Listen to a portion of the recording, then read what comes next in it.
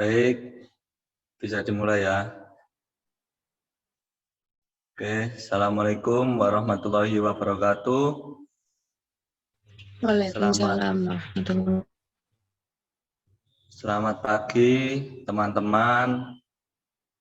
Saya perwakilan dari kelompok 3 sebagai moderator pada presentasi pagi hari ini. Alangkah baiknya kita berdoa sebentar menurut kepercayaan masing-masing. Berdoa dipersilahkan.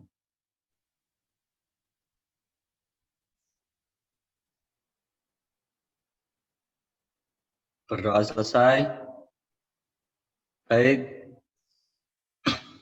langsung saja dari kelompok 3 kita membahas tentang hukum termodinamika 1 dan hukum termodinamika 2. Nanti akan dijelaskan oleh teman-teman kelompok 3 yang ada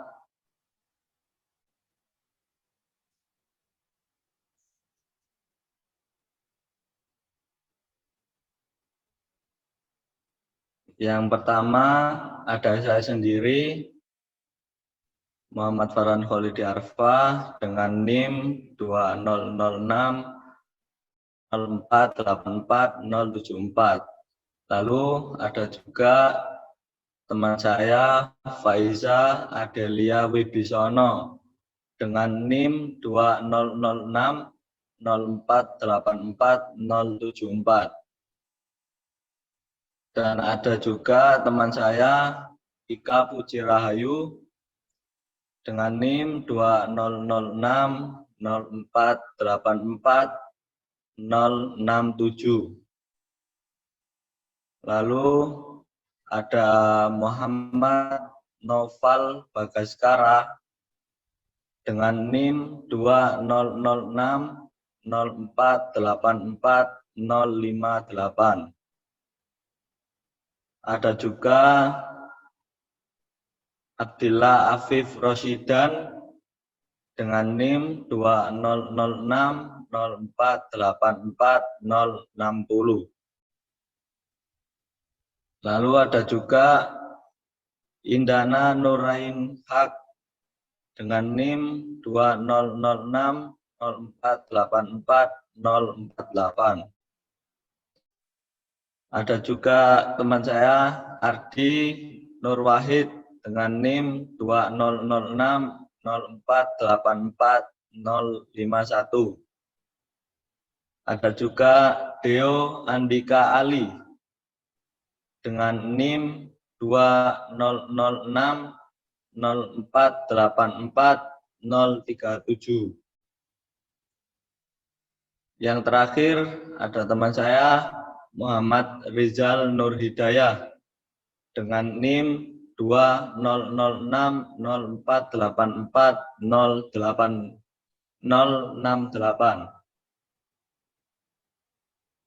Baik, jadi untuk hari ini kita akan membahas hukum termodinamika, di mana di dalamnya, next Mbak.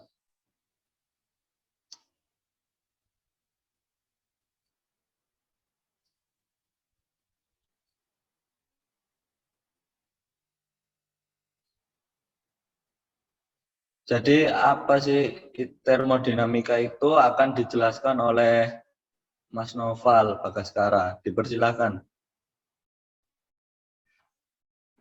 Termodinamika adalah gambaran usaha untuk mengubah kalor, perpindahan energi yang disebabkan suhu, perbedaan suhu, menjadi energi serta sifat-sifat pendukungnya. Termodinamika berhubungan erat dengan fisika energi, panas, kerja, entropi, dan kespontanan proses. Termodinamika juga berhubungan dengan mekanika statik.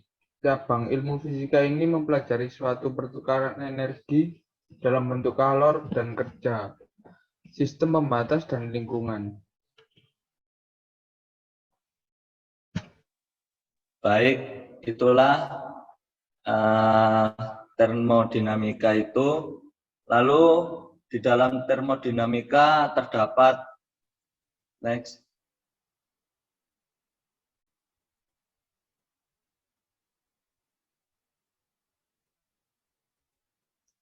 Lalu di dalam hukum termodinamika 1 dan termodinamika 2. Untuk hukum termodinamika 1 dan ada juga proses hukum termodinamika. Lalu ada juga siklus termodinamika. Selanjutnya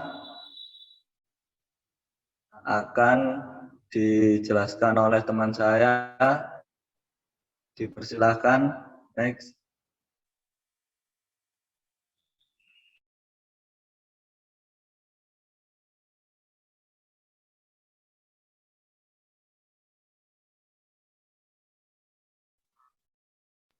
Baik, kepada yang menjelaskan.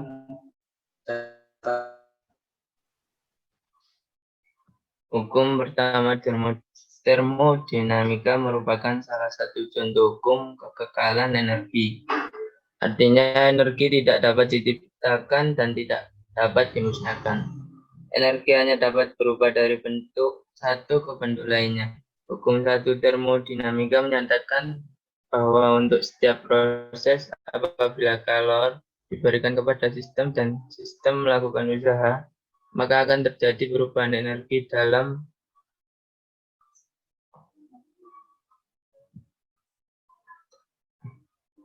pernyataan ini dapat dituliskan secara matematis sebagai berikut. Apabila sistem menerima kalor dari lingkungan dan sistem melakukan usaha, dan bila sistem melepas kalor ke lingkungan dan sistem dilakukan usaha. Untuk mengingat hukum 1 termodinamika bisa diperjelas dengan gambar di bawah ini.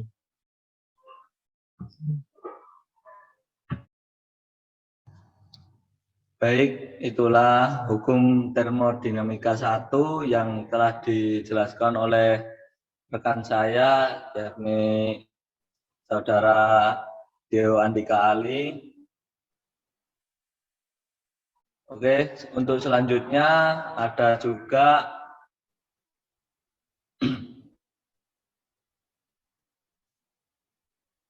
next, Mbak.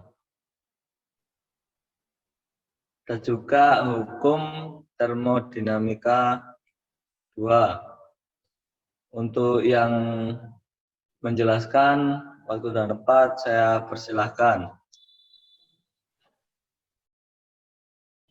Hukum termodinamika 2 adalah kalor mengalir secara alami dari benda yang panas ke benda yang dingin.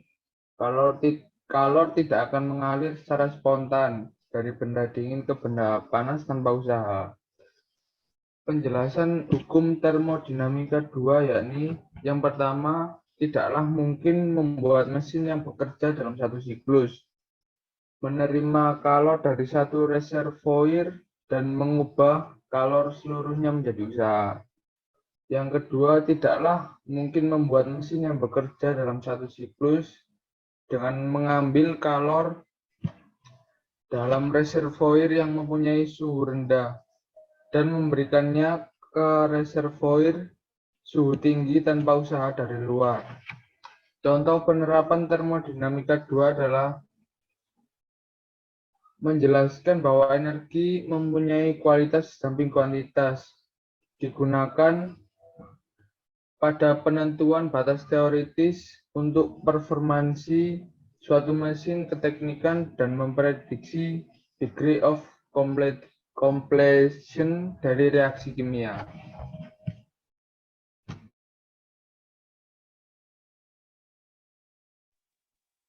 Baik, terima kasih untuk Saudara Novel Bagaskara. Jadi tersebut adalah pengertian dan penjelasan tentang hukum termodinamika 2. Selanjutnya ada juga proses hukum termodinamika yang akan dibawakan oleh rekan saya, Saudara Afif. Dipersilahkan.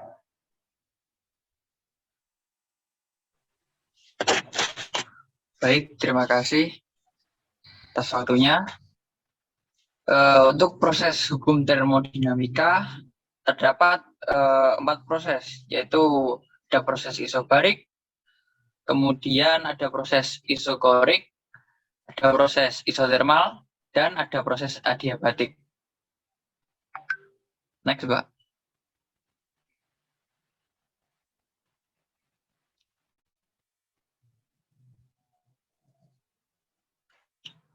Untuk proses isobarik, proses isobarik merupakan proses perubahan sistem pada tekanan tetap. Jika sejumlah kalor diberikan kepada sistem dengan tekanan tetap, maka volumenya akan bertambah seiring pertambahan kalor yang masuk.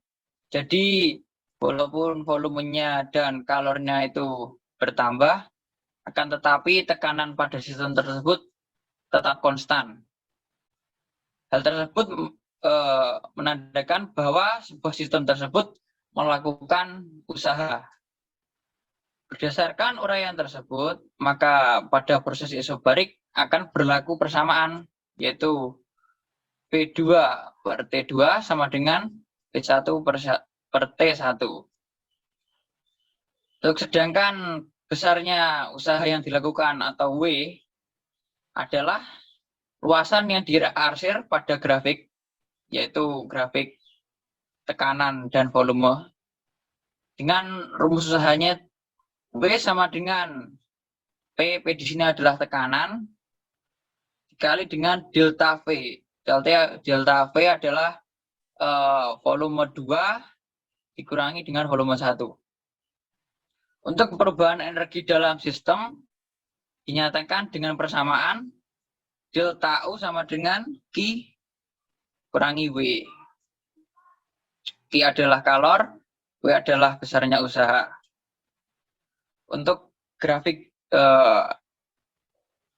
di samping dapat dibaca bahwa seiring bertambahnya volume dari volume 1 ke volume 2 untuk mendapatkan tekanan yang tetap, maka usaha yang dilakukan juga sebesar kalori yang masuk. Terima kasih. Baik, terima kasih Saudara Afif. Selanjutnya ada juga next, Mbak.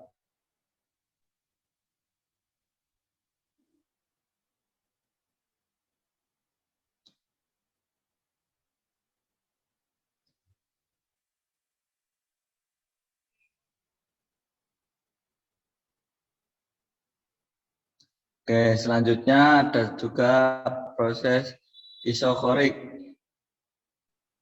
yang akan dijelaskan saya sendiri. Jadi, apa itu proses isokorik?